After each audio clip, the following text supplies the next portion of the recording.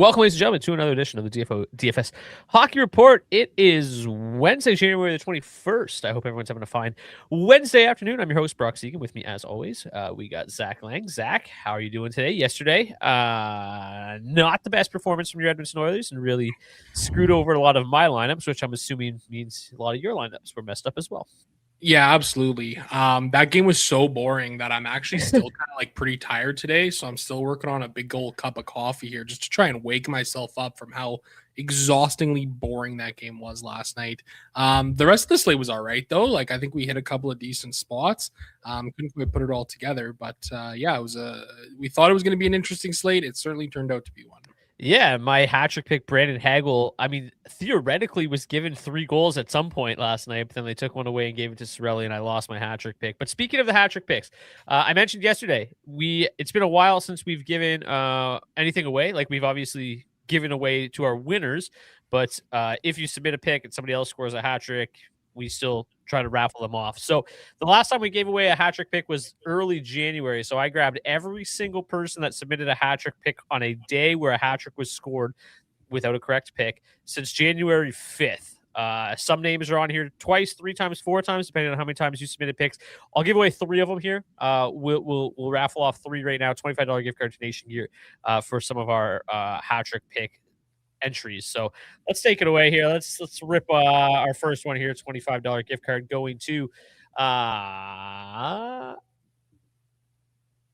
oh my gosh, Marsharks just won back-to-back, and now he wins another one. He's the only one that got successful hat-trick picks recently, and now he gets one for free. So congratulations, Marsharks. We'll remove his name for our second draw. Obviously, we know where to find Marsharks in the Discord. If you win and you want to collect your prize, all you got. Marsharks would have won another one. That would have been insane. Whatever you want, 5948. If you're watching, reach out to me on Twitter at Brock_Seguin or join the DFS Discord is the easiest way. The link in the description of the video will take you to that Discord. So congratulations, $25 gift card to Nation Gear for you. Whatever you want, you can now pick up whatever you want from the Nation store. Let's give away one more. And no offense, hopefully it's not Marsharks again, because this man is, oh my God, it's going to be. This is just incredible. The man is going to be swimming in Nation Gear. Well, that's what happens when you submit a pick every single day. So congratulations, Marsharks. Just cannot stop winning Nation Gear gift cards. Let's give away one more since Marsharks won 2. He'll probably win 3, but let's give away one more. No way. Nice. Whatever you want is here. Okay, it's not going to be Marsharks. It's going to be Peter B. Shout out Peter B for winning. All right, so we give away $100 there in gift cards to Nation Gear for $25 gift cards. So if you won, please let me know and reach out to me, and I will get you hooked up with your $25 gift card to Nation Gear. Let's get to today's show. We've got the Toronto Maple Leafs hosting the Detroit Red Wings. My Detroit Red Wings got my gear on today. This is rigged. Brock is making up for all his celebrity Sharks hate. Hey, I have made up for that in spades over the last couple of months, okay? The Bedard stuff, still working on that one. But the Red Wings have not lost the Toronto Maple Leafs, so it's a good time to be a Red Wings fan right now. They are 3-0 against the Leafs this year. They have outscored them 12-7 in those games. I'm a little bit surprised Joseph Woll's getting the start. He has been drastically outplayed by Dennis Hildeby as of late. I was a little worried it was going to be Hildeby tonight. As a Red Wings fan, I'm pretty happy it's Woll. Just had a really bad run of games here. It's going to be John Gibson, who's been splendid for the Red Wings. Karel Vejmelka projected to get the start for the Utah Mammoth. It feels like it's been a while since the Utah have played. But here we go. They host the Philadelphia Flyers tonight, who will be without Dan Vladar again. They'll go with Sam Ersson. He destroyed us the other night. We'll see what happens tonight. Scott Wedgwood likely to get the start for the Colorado Avalanche, who will get Valerie Nichushkin back tonight.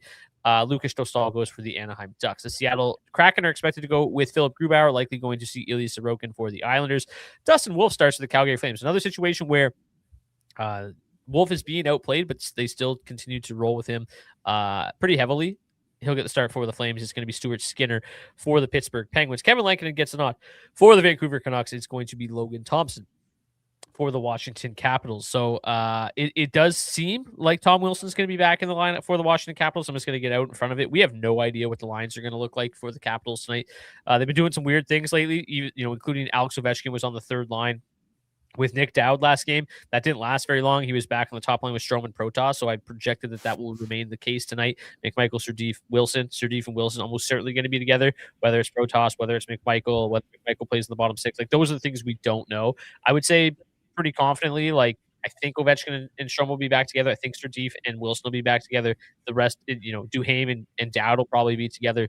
The rest of it's an absolute mystery. So just keep that in mind as we move along here.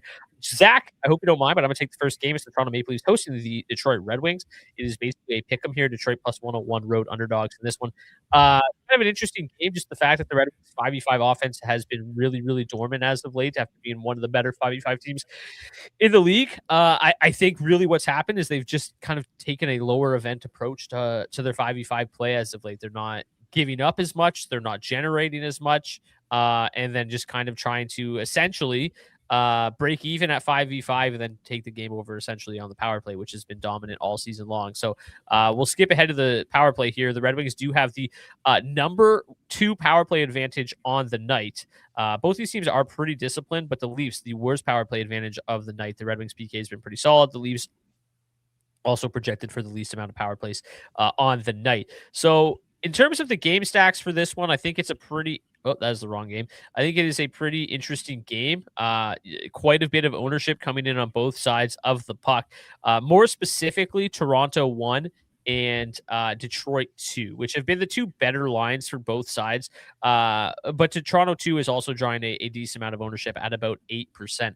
For the matchups for this one, Toronto 1 does draw the better assignment. They're going to face a lot of the Dylan Larkin line tonight. They're also going to see a healthy dose of the Detroit third line. The Detroit third line is really the one that struggles defensively. The Larkin line basically just below average on tonight's slate. So pretty good matchup for the Matthews line tonight, which does have significantly better underlying metrics compared to Toronto 2 without William Nylander. So, I do think it's a little bit more tricky to get to Toronto 2 without Nylander. Obviously, Nye's quite clearly not 100%. They've come out and said it. He's just basically taking every day off practice, gutting it out of the game. So I think, like, at the price tag, I can see why people are getting there at about 8%. They are very, very cheap, but they're not generating a lot. The power play is in one of the worst spots of the night, if not the worst. I just don't think Toronto 2 is that great. I think I'd rather just come in over the field on Toronto 1, specifically McCann and Matthews, maybe a little bit of Domi, and then come in under the field on Toronto 2. I think that's the route that I'm kind of planning on going with this. I also am a little interested in Toronto 3. Underlying metrics are not very, the matchups not bad, and the underlying metrics is quite good. So if you're looking for kind of like a sneaky play tonight, I think that this Toronto third line at basically minimum price is very interesting. They're not seeing any ownership at all. If you want to play Colorado, go heavy on the Avs tonight. I think Toronto 3 is a really interesting kind of contrarian piece to include in a stack like that. So I'll probably sprinkle them in a little bit, just so cheap. And the underlying metrics are pretty good. The matchup's pretty good. So yeah, Detroit 1. It hasn't really worked with Marco Kasper up there this year. They haven't played together a lot, so a lot of this sample is from last year where they were very good. So I have a little bit of hesitation just because Kasper has been pretty quiet this year. Larkin and Raymond obviously fine plays. I don't mind Kasper at $2,900. They've had success in the past. I just don't know if it's going to kind of come through tonight. But that being said, the matchup is by far the best that the Detroit Red Wings are going to have tonight. So they're going to need that top line to find success tonight. Obviously, Larkin and Raymond can get it done on the power play as well. Detroit 2 has been by far their best line. Matchup wise, it's significantly more difficult, but I have no problem getting there. They can get it done at 5-5 and on the power play. DeBrincat, the only one really on that top power play unit. So I still think that a lot of my exposure for the Red Wings tonight is going to come through the power play, number 2 power play advantage on the night. It's been so good. You can still get to James Van Riemsdyk tonight, even though he's down on the third line. He has received a bit of a salary boost up to $4,200, but this game looks very live. Like I said, with Joseph Woll getting the start, I'm a lot more interested in this game than I think I would have been initially. On the Leaf side, I will get to them, but man, we just can not stop talking about how good John Gibson has been. So I'm a little bit more hesitant with the Leafs. I think the Red Wings can certainly pull this one out at plus 100. I think John Gibson can have a pretty good night. What is John Gibson's price tag tonight. That is not the right spot. 7,600. 7,600. Yeah, like that is. I think he's a fine play tonight. I think he's very affordable. You're not seeing any ownership at all. I think he is pretty interesting. Joseph Wall, 84 save percentage in the month of January. So Detroit certainly feels live. Toronto a little bit more difficult for me to get to. Zach, what are your thoughts on the Leafs and the Red Wings? Am I being a homer? Not really. I kind of like it for the same elements that you do here. Like I think Toronto 1 is a great play. I'm not sure if I'm going to get to Toronto too much, if at all, here tonight. This line just basically has no floor.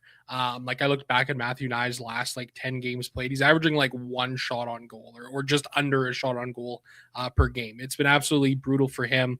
Tavares still has the ability to pop as he did the other night. I think he had a 2-goal game there. But this just doesn't feel like a super strong line together here. I think it makes it a little easier to consolidate on Toronto 1, given the solid matchup score that they have and the fact that Austin Matthews is leading the NHL in goals in the month of January. He has been back to his peak form here. The goal scoring is there. The shot volume is there again. He's been looking really, really good here. So for me, a lot of interest in Toronto 1, especially around Matthews. I'll mix in a little bit of Bobby McMahon and Max Domi there, but I also think just kind of one-offing Matthews at $9,500 isn't a terrible route to go here. He's been just so good as of late. And as for the Red Wings, I agree with you here too. I mean, I think attacking through the power play is certainly the route to go and the route that I'll be going there. JVR back on that third line. Don't love to see that as much there, but I think at $4,200, he's still a guy who's absolutely live here. His ability to produce on the power play this season has been just incredible. What a season it's been for JVR. I'm sure you got a jersey on order here just because of how good he's been. But yeah, I like Detroit 1 here tonight. I think they're in a fine spot. Get to a little bit of Detroit too as well. But that's kind of how I'm looking at this one. Yeah, and this also feels like an okay fade spot, right? Like I think like with as much ownership as coming in on this game, like playing Gibson or playing Wool, I think it does feel like a game that could be a little bit lower scoring. The meetings between these two teams haven't necessarily been the lowest scoring. Like I said, the Red Wings have scored 12 goals in 3 games. So I think it's an okay fade spot just with how little the Red Wings are producing at 5v5. Like if they don't get a lot of power play opportunities, good chance the under hits in this hockey game. So I like this game, but I can see a route to this one being low scoring and it not really working out. But why don't you take it away with Utah and the Philadelphia Flyers? Yeah, we got the Utah Mammoth hosting the Philadelphia Flyers. Mammoth pretty heavy favorites here. Mammoth favorites, some may say, minus 172 on the money line, 3.4 implied total for them, 2.6 for the Flyers, plus 154 on the money line. They are, Utah, look at these rankings, man. This is incredible to see at 5-on-5. They've been great this year, and it looks like a fairly solid spot for them here.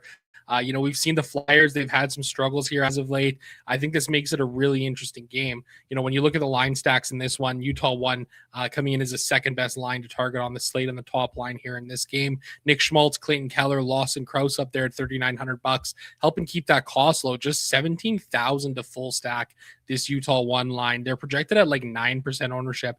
And I don't know about you, but I've got quite a bit of interest here in this Utah 1. So much interest. They look just fascinating.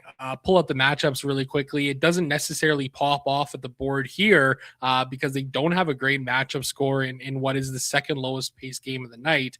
Pretty brutal matchups across the board. But those line stats for Utah 1 are utterly hilarious.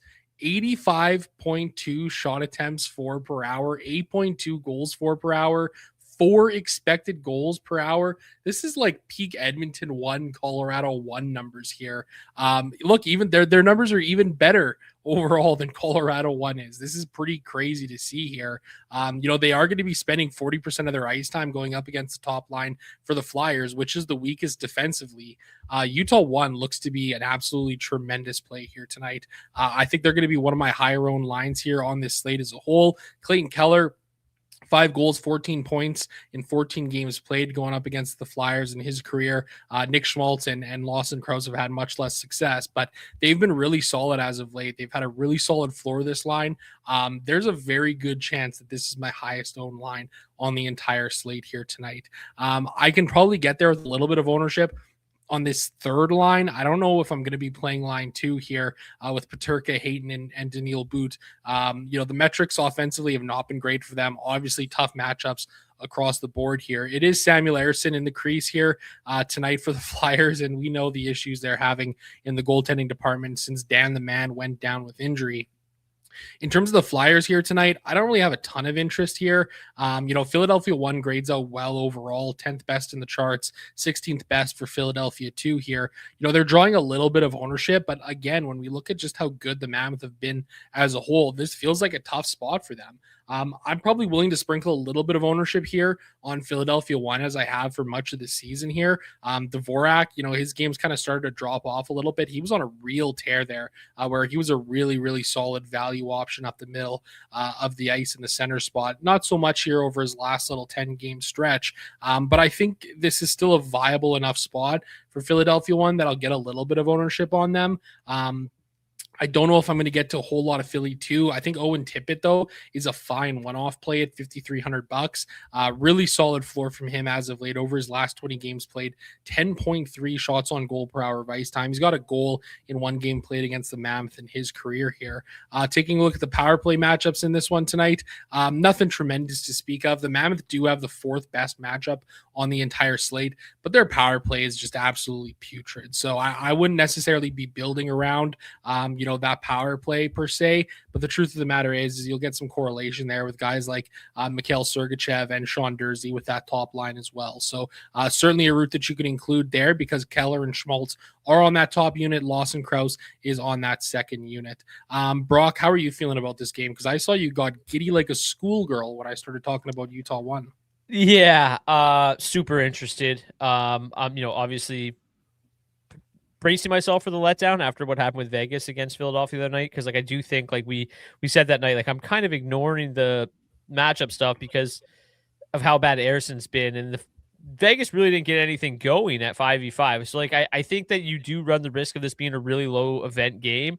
But that being said, the underlying metrics are significantly better than what Vegas lines were that night. Now, granted, the Vegas Golden Knights had the number 1 power play advantage that night, and it didn't work out. So I am approaching it with a little bit of caution, but I am extremely excited just given how good these underlying metrics are.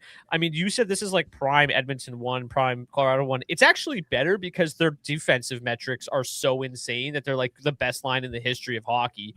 67.6% of the expected goal for share is bananas. So they're dominant.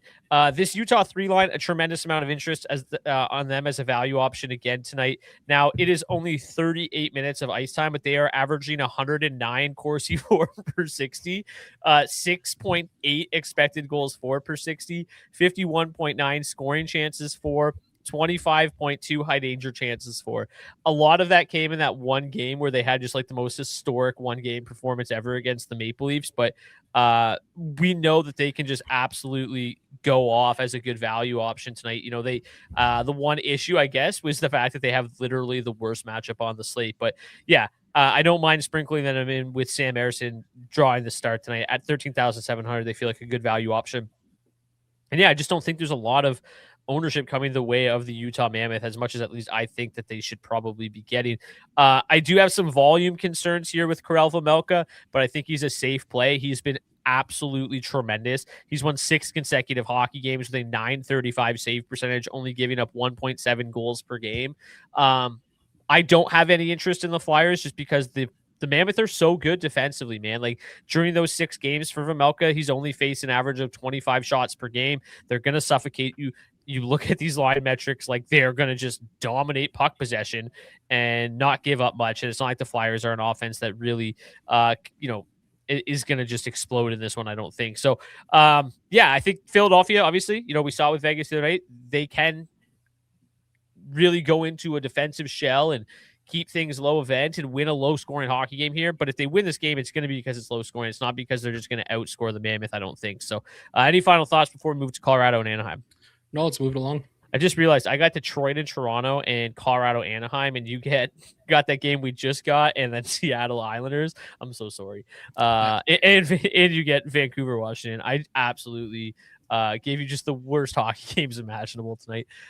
Okay, Colorado hosting the Ducks. They are just gigantic favorites tonight, minus 305. Not surprising. They're incredible, especially on home ice. This is the number one 5v5 offense going up against number 23 ranked 5v5 defense. Defensively, the Avs are very good as well.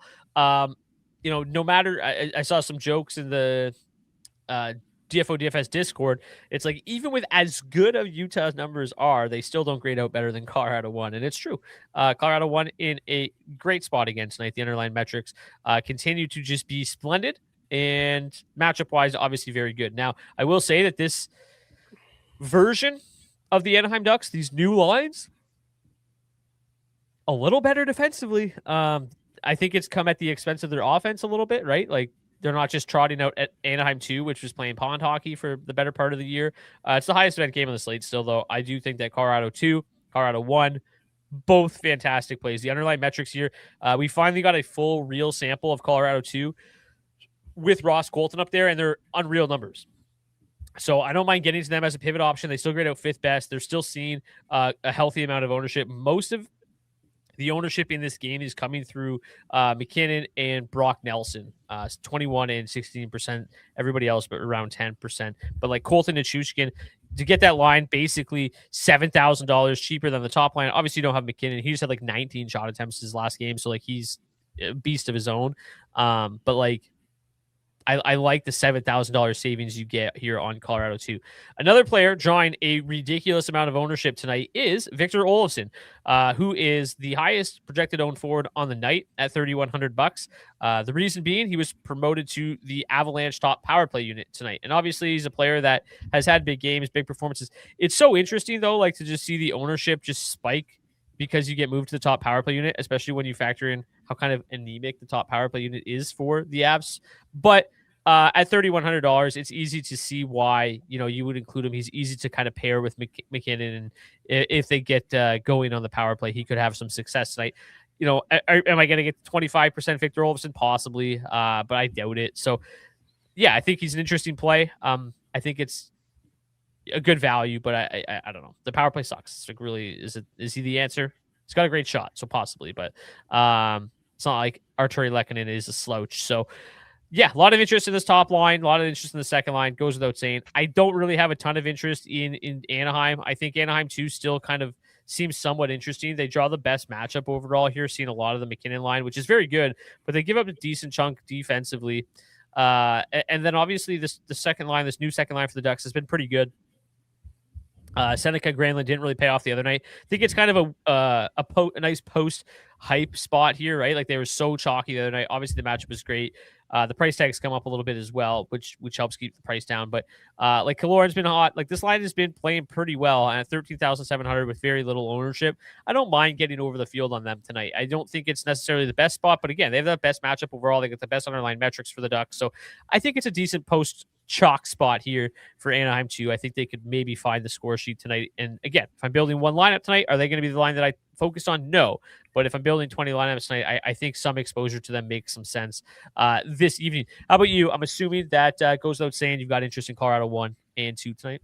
Yeah, I think I'll probably play a little bit of them. I think it's an okay enough spot. I mean, it's the Colorado Avalanche, it's the Anaheim Ducks. I mean, what are you going to do, right? I mean, I think you got to get there for sure. This ownership on Colorado 3 is kind of hilarious because when you just look at the total overall ownership, they're averaging like 12% ownership as a line. And granted, a lot of that is coming from Victor Olofsson. I don't mind the idea of getting to some Olofsson here.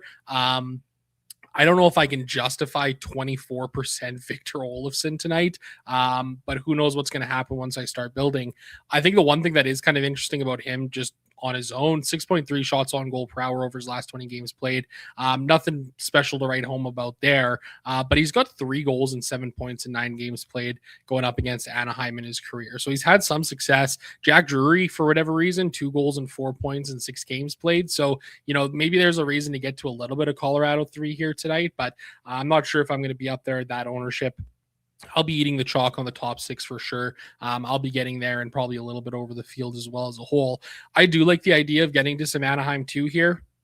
I kind of kept forgetting that Mikael Granlund just doesn't really do a whole lot of shit on the ice. The last couple of slates here, he's projected so well, but he just hasn't really accomplished much. One guy on this line who has is Beckett Seneke.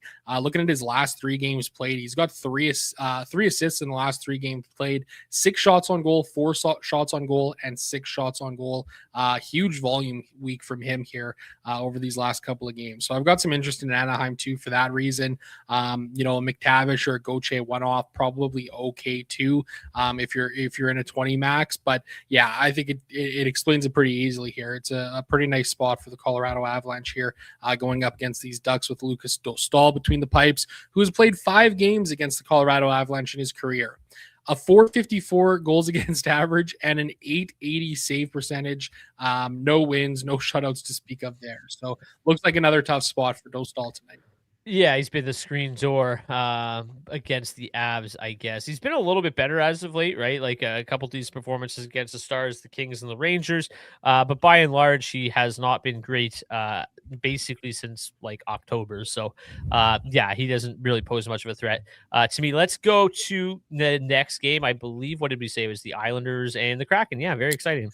Yeah, National Hockey League game here between 2 teams with a 2.9 implied total and a pick 'em at -105 on the money line each way. It does look kind of sneaky, though, in the charts. The charts kind of like this game, and it might be a real sneaky spot. The charts kind of do, and it kind of scares me because I kind of like it a little bit here too. New York won, grading out with the number 1 rank here in this game tonight, 3rd overall on the slate as a whole, just $14,700 to full stack Barzal, Anders Lee, and Anthony Duclair. They're drawing some ownership here at about 6%. The matchup is pretty solid for them tonight, 68%. Much better matchups on the Seattle Kraken side as a whole, though, which is kind of interesting to say the very least, and probably part of the reason why Seattle is drawing some ownership. That top line seeing 9% ownership on the slate tonight, one of the higher owned lines. Seattle too, just $10,200, drawing very little ownership here, but they are 14th best on the charts tonight.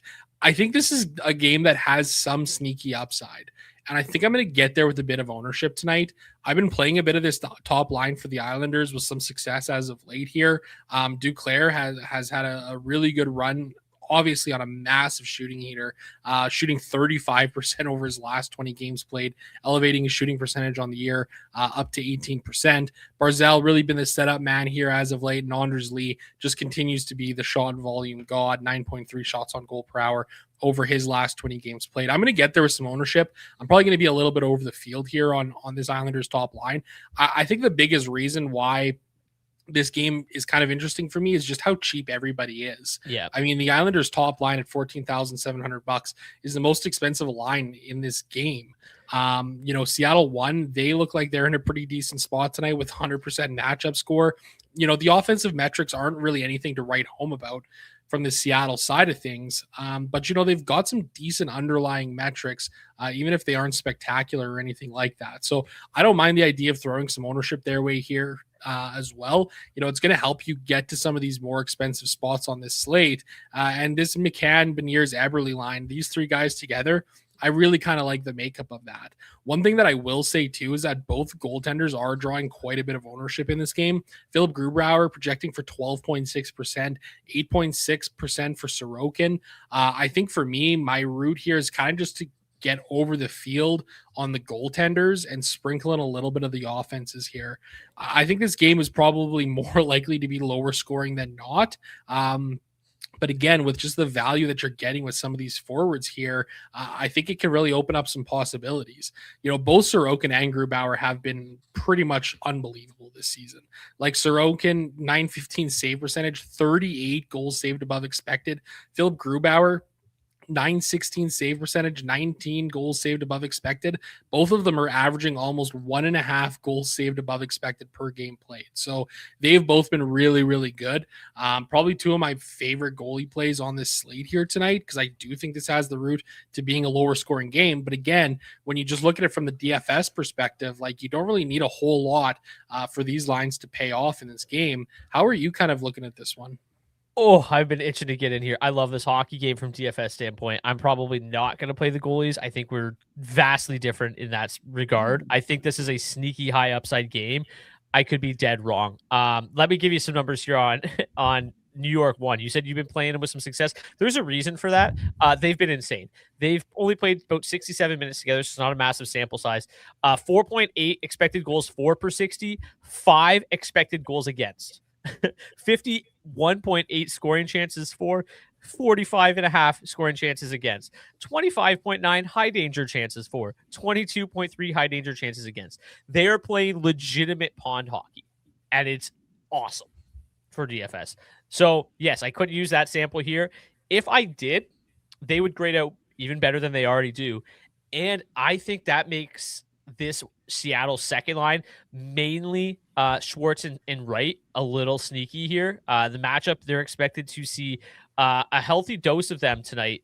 So I think that that's an interesting spot for them. You know, it could also be this Stevenson line, obviously, could see a healthy dose of them. And then at that point, it doesn't really matter. But if it ends up being the Stevenson line, which it very well could be, they're obviously terrible defensively, and then that's all the more reason to like the Islanders top line tonight. I think the Islanders top line with Barzal, with Duclair, who's on a bit of a heater, and with Lee, super sneaky. They already grade out third in the charts. They are 6% owned. At the end of the day, it's still Philip Grubauer. I know we've loved the story this year, but like, I don't know. I think we've seen maybe some of the shine start to wear off those last couple of outings, right? 3 goals on 26 shots, 885 save percentage in a loss to the Devils, 5 goals on 30 shots in a 6-3 loss to the Mammoth.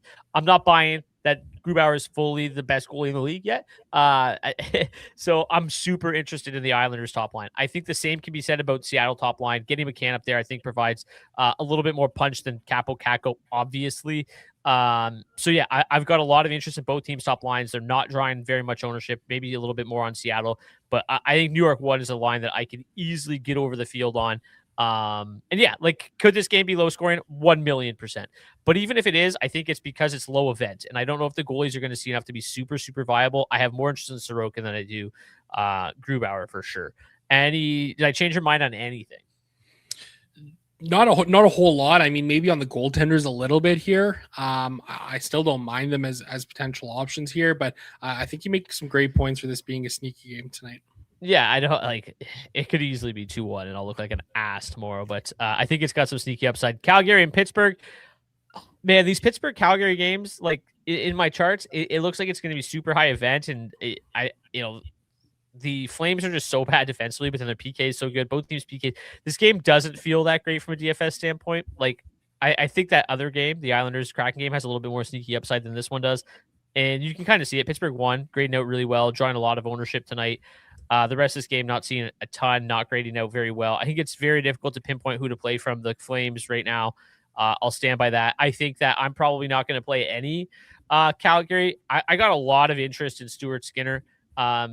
He grades out as the highest owned goalie on the slate tonight, but he's just $7,400 in this spot. I think it's a super winnable game, obviously.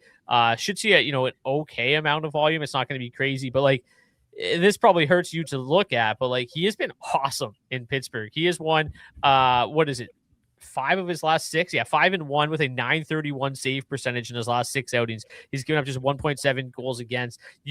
Zach, that I've always been a bit of a believer in Stuart Skinner for whatever reason, just couldn't put it all together in Edmonton, and seems to be putting the pieces back together here in Pittsburgh, and he looks like he's in a great spot. So I am definitely going to be heavy on Skinner tonight, under the field on any ownership that Calgary draws. I just think there's just not a lot going on here, right? We talk about that back line, just not nearly as good without Blake Coleman.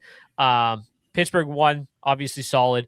They need to, probably get it done on the power play a little bit too, though, and they draw a really bad power play matchup. So I don't expect a lot of goal scoring in this game. Really like Stuart Skinner. I will say the one kind of sneaky spot in this game looks like Pittsburgh 3. They've been doing a really nice job generating some solid offensive metrics. I just don't know if it's I think it's sneaky. They're okay, right? They're super cheap. I don't mind them as like a line to pair with a super expensive Colorado or something like that. If you're building 20 lineups, I don't mind sprinkling them in. The underlying metrics are good enough to take a chance on, I think. But overall, a little bit of Pittsburgh 1, a little bit of Pittsburgh 3, a lot of Stuart Skinner for me. Worth mentioning, Chris Letang is a game time decision. Erik Karlsson will not play. So if Letang misses, I mean, their blue line is is going to be an absolute just horror show. It's already pretty bad, and it could be a nightmare if Crystal Tang doesn't play tonight. But Brett Kulak still at solid value as well, seeing a ton of minutes. So I'm assuming you don't have a ton of interest in this one, or where do you come in? I love Pittsburgh one in this spot tonight. I've got quite a bit of interest in getting to them here. Ricard Raquel, Sidney Crosby, Brian Rust have been absolutely lights out here. We have a little cash score thing that you and I set up here. Ricard Raquel grades out as the best cash forward on the slate tonight. His floor has been absolutely incredible as of late. 10.7 shots on goal per hour over his last 20 games played. He's generating 1.6 individual expected goals per hour of ice time, scoring just 0.8. He's due for some goal scoring in a positive direction. He's got 9 goals and 16 points in 35 games played against the Flames here.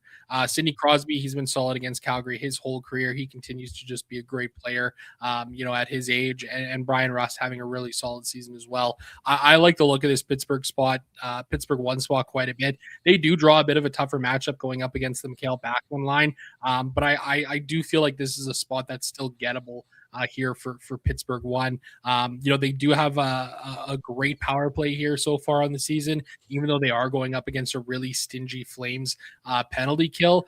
I still like this spot for Pittsburgh one. I'm probably going to be a bit over the field on them here, and I don't know how much Calgary I'm really going to get to. It kind of feels a little bit tough getting to them here again as of late. That being said, Backlund and Sharon Govich have been really solid together over their last little stretch here. Backlund's shot volume has been unreal. 10.5 shots on goal per hour over his last 20 games played. I think he's a solid play. I have some concerns about the volume for that top line for the Calgary Flames, so I don't know how much I'll get there tonight. But that's kind of where my interest lies in this game. Just want to backtrack for a second. I realized as I was talking. So the matchups, because Seattle 2 used to be the Stevenson line, I still had it as the Stevenson line would see a lot of the Barzell line. It will definitely be this, the second line will see a lot of the Barzell line. It'll definitely be the Stevenson line. Just to clarify, it was correct in the back end. So like all the numbers that were already in don't change. So like the third rank for the Islanders still remains the same. The only thing that changes a little bit is the matchup score, which actually gets better for the Islanders. It was already baked in, so nothing changes in terms of the line ratings. It's just the matchups look a little different. So a small error on my behalf, but it was just on the front end, not on the back end. Everything else in terms of the math was 100% correct. Just wanted to clarify that before we move on. Are you ready to get to Vancouver and Washington?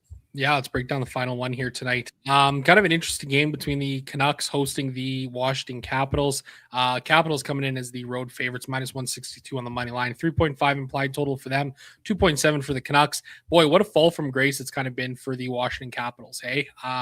Earlier on this season, they were one of the best teams in hockey, some of the best metrics, offensively and defensively. And you can see there with the weighted team ratings, really kind of falling off of a cliff here for this Capitals team. I'm going to be totally honest. I don't know how much interest I have in this game. I think I'm going to need somebody to talk me into it because I don't really like the look of this on paper. Looking at the line stacks here in this one, Washington 1 grading out the best line in this game, coming in at 7th overall on the charts, just drawing 5% ownership. Vancouver 1, the highest owned spot in this game, coming in with 8.8% ownership. They're nice and cheap, $14,200 to full stack these guys, but I just don't know if I can trust playing Vancouver 1.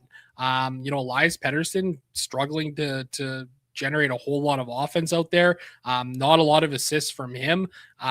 He is scoring a little bit here, 1.3 goals per hour over his last 20 games played, but it looks kind of rough here. I mean, in the same breath, the matchup score is solid for Vancouver 1 tonight, 91.5. So I guess I can see a little bit of why the public is getting there tonight. I just don't know if I can trust a chalky Vancouver 1 spot. That's kind of my biggest issue here, with this game tonight.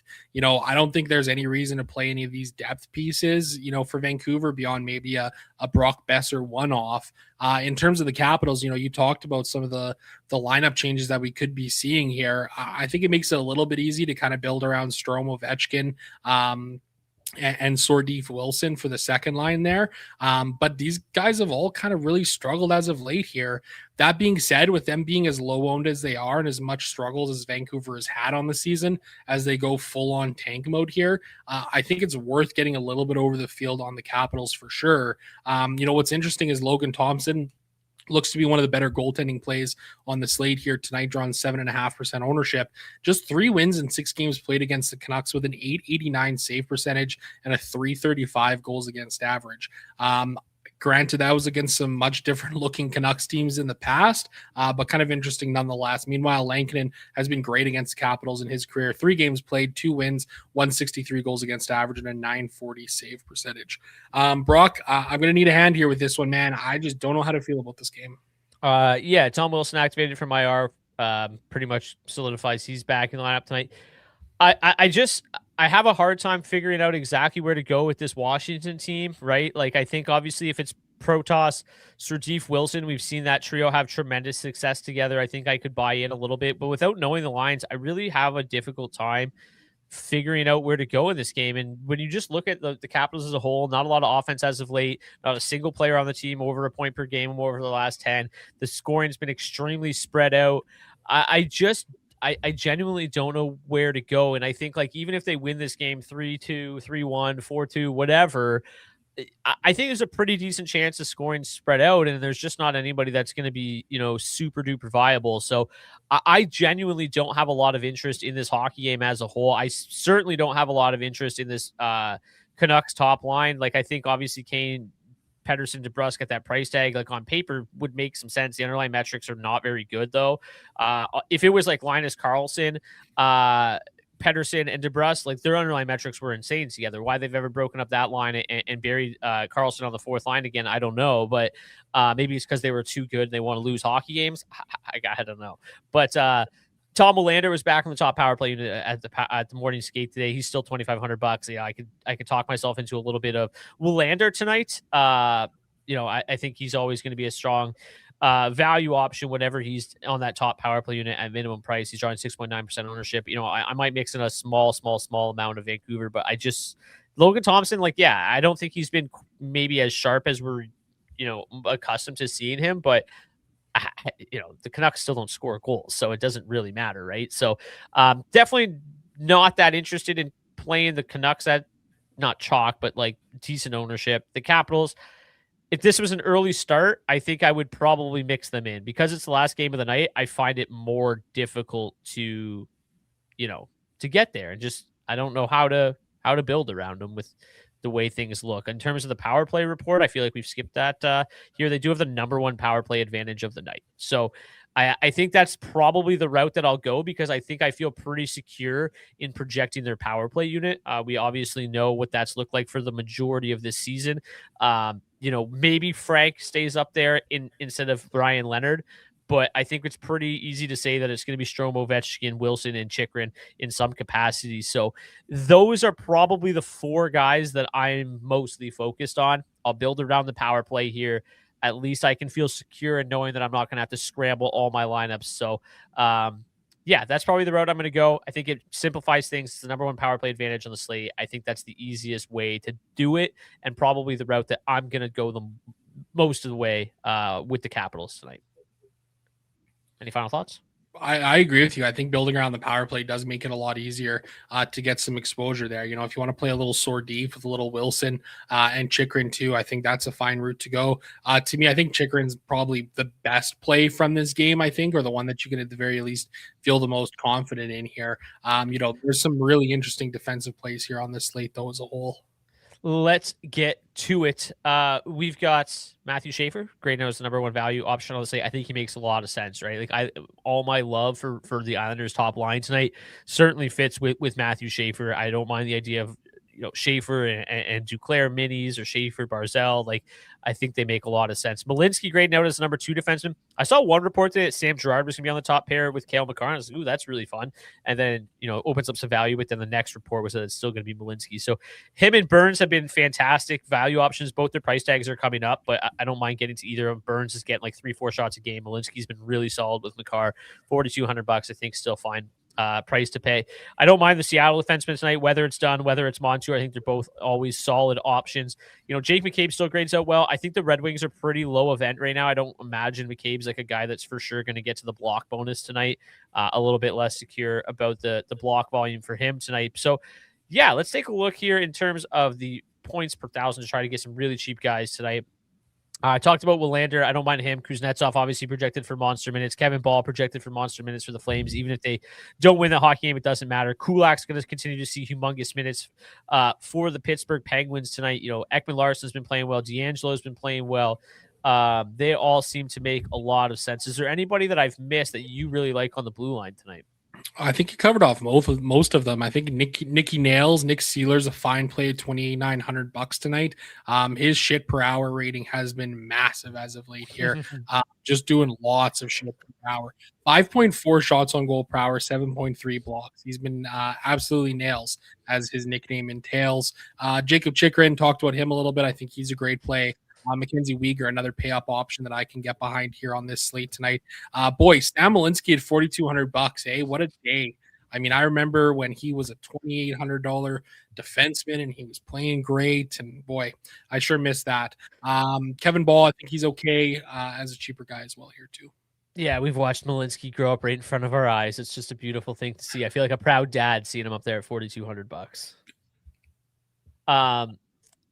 Jamie Drysdale projected for some of the highest ownership of the night at $2,800. Hasn't done much. Just 1.2 blocks, 1.7 shots and goals. So doesn't have a huge floor, but at that price tag, you can see why you're getting there. McCabe, Tom Willander, Hronek, Ekman Larsson, Manson, Brett Kulak, some of the higher owned cheap defensemen tonight. Let's get to the goalies. We've already talked about a handful of our favorites tonight. Make it a little bit bigger here. I like Thompson. I think Thompson's fine. I like Stuart Skinner a lot. I like John Gibson quite a bit. Maybe some Lankinen. He's been playing pretty well. But yeah, I think that these three are probably the three that I'm focused on. I don't mind a little bit of Joseph Woll. I just don't know if I trust him fully with how kind of poor he's played. And then obviously Sorokin, I'll mix him in. But I think that these three will be the majority of my focus tonight, with the majority of it coming in on Thompson and Stuart Skinner for me. Yeah, I think we're a little different on the goalies tonight. I do like Thompson. I do like Skinner. I do like Gibson for sure. I talked about it earlier. Grubauer and Sorokin, two guys that I've got some interest in playing. That really hasn't wavered a whole lot for me here. So, yeah, pretty nice slate for the goaltenders, it feels like. Let's get to tonight's Hat Trick Pick Challenge. You saw us give away $100 worth of gift cards at the start of the show. So if you want to participate in the Hat Trick Pick Challenge and get your chance to win a $25 gift card to Nation Gear, all you got to do is comment your Hat Trick Pick in the comment section of the video on YouTube. If your player scores a hat trick, we get you a $25 gift card to Nation Gear. If a player scores a hat trick that nobody picked, like has happened a lot recently, we'll raffle it off to anybody who submitted a pick. Usually we do it one game at a time instead of 30 of them at once like we did today. But I'm going to go first today, and I'm going to go with give me Nick Schmaltz. Ooh, I like that. That's a good one. I'm going to go with Ricard Raquel. Wow, that feels incredibly off the board, but I like it. My original thought, like, I don't know why I didn't stick with my gut wearing the jersey or shirt and everything. I was going to go DeBrincat. It feels like a good DeBrincat night, but Nick Schmaltz he was right there in the center of my screen. My eyes just couldn't waver. Shout out to our friends at rotogrinders.com for providing projected ownership for today's show. If you want to get $20 off your first month of RotoGrinders Premium, all you got to do is click the link in the description of the video on YouTube to do so. In the description is also a link to 20% off of Action Network Premium. If you want to get 20% off of Action Network Premium and upgrade your betting game, you can do so in the link in the description of the video on YouTube. And you can also join the DFO DFS Discord, which is where these charts get posted. Like, if you're just following along and listening to the show and you want to be able to click through the charts by yourself, you can access them through the DFO DFS Discord. We also post what's the sizing of that contest? 40-man contest, which we don't quite ever fill, but it's still 40-man. Yeah, it was 40-man contest. $5, $2, $3, $2. Nice cheap contest to join, to play against everybody else that watches the show. Good way to test your mettle, especially if you're new to DFS. Good way to kind of get into it. So, yeah, thanks so much for tuning in. Smash the like button, hit the subscribe button. Just an update. I do have a viewing tomorrow night and a funeral on Friday. So I don't know exactly what the show and chart are going to look like for the next couple days. I plan on doing the charts and the show tomorrow. I plan on doing the charts and the show on Friday, but I will obviously keep you posted. The best way to stay up to date is either follow me on Twitter at Brock_Seguin, or follow Zach at ZJ Laing on Twitter, or you can join the DFO DFS Discord. Is by far the easiest way. So thank you guys so much for tuning in. We'll see you back here maybe tomorrow. Until then, peace. Peace.